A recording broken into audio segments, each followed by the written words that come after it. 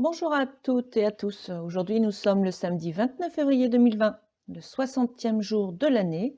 Il reste 306 jours pour finir l'année en beauté. Le 29 février, nous fêtons la Saint-Auguste. Le dicton du jour du 29 février 2020, c'est l'année bissectile. Soyez fin, semez du chanvre au lieu du lin. Et le conseil jardinage du 29 février, aujourd'hui, c'est le moment de tailler les arbustes qui fleurissent en fin d'été et de diviser l'oseille. La carte du jour sera intégrité du jeu de cartes Un souffle de magie. Et à suivre, je lirai un extrait du livre de Louise Hay, Transformez votre vie. Une pensée positive peut changer votre vie. La carte du jour, donc, intégrité. Laissez tomber ce qui offense votre âme.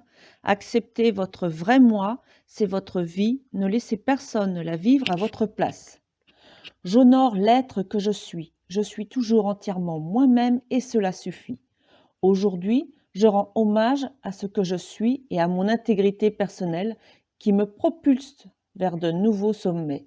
J'accueille la plus belle part en moi et j'ai pour mot d'ordre la franchise et le respect. Je suis sincère envers moi-même, je vis dans la vérité et je suis libre.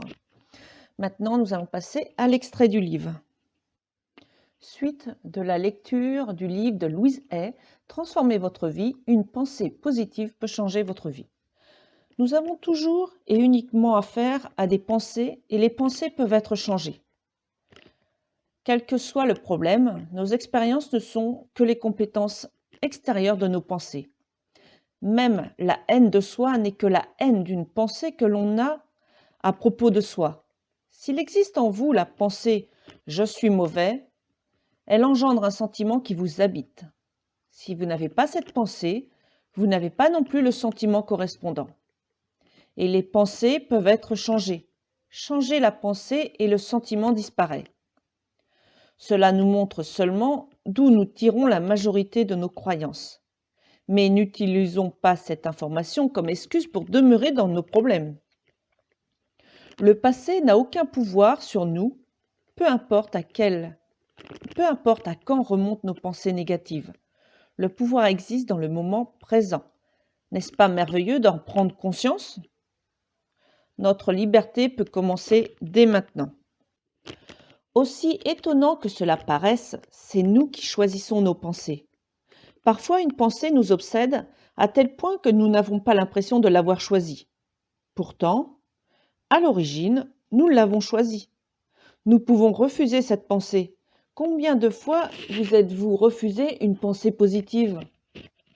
Vous pouvez donc aujourd'hui refuser des pensées négatives. Il me semble que toutes les personnes que je connais ou avec qui j'ai travaillé souffrent d'un certain degré de culpabilité ou d'un manque d'amour de soi. Plus nous nous détestons et plus nous nous sentons coupables. Plus notre vie est difficile. Inversement, plus nous nous estimons et moins nous nous sentons coupables. Plus notre vie s'améliore dans tous les domaines. Le sentiment le plus profond qui habite tous ceux avec qui j'ai travaillé est « je ne suis pas assez bien ». Nous y ajoutons souvent « et je n'en fais pas assez » ou « je suis indigne ». Cela vous ressemble-t-il? Pensez-vous souvent que vous n'êtes pas assez bien? Mais pour qui? Et selon quels critères? Si ce sentiment est fortement ancré en vous, comment pouvez-vous créer une vie gaie, prospère, saine et pleine d'amour? Votre croyance subconsciente majeure ne cesse d'y faire obstacle. La rancune, la critique, la culpabilité et la crainte sont les principales causes de nos problèmes. Ces 4 sentiments engendrent nos grands problèmes physiques et existentiels. Au lieu d'accepter la responsabilité de nos expériences, nous la reportons sur les autres. Si nous nous sentions entièrement responsables de notre vie, nous ne reprocherions rien à personne. Tout ce qui nous arrive n'est que le miroir de notre pensée intérieure.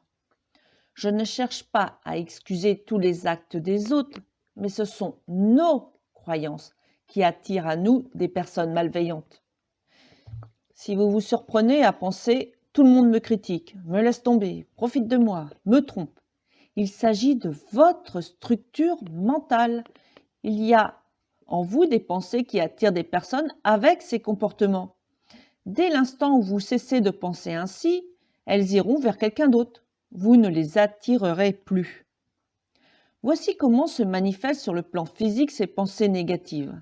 La rancune, trop longtemps contenue, rongera votre corps et provoquera la maladie appelée cancer. L'habitude de critiquer cause souvent de l'arthrite. La culpabilité provoque toujours une recherche de la punition qui, elle, crée des douleurs. Lorsqu'un client vient me trouver en se plaignant de douleurs multiples, je sais qu'elles sont le signe d'une profonde culpabilité. La crainte et la tension qu'elle produit peut donner naissance à des affections telles que calvitie, ulcère ou même douleur aux pieds. J'ai remarqué que le fait de pardonner et de se libérer de sa rancune peut même arrêter un cancer.